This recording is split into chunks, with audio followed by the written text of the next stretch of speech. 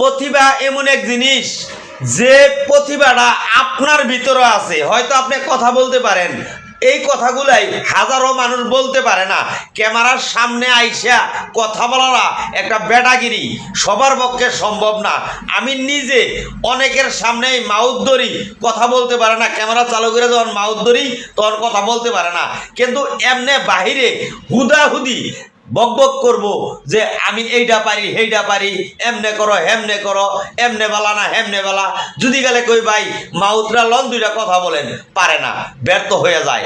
এই জন্য আপনারা যারা আমার মতো হাজারো কন্টেন্ট ক্রিয়েটার আছেন, প্রত্যেকেরই অনুরোধ করে যাই, আপনার মন মতো ভিডিও বানাবেন ভাই।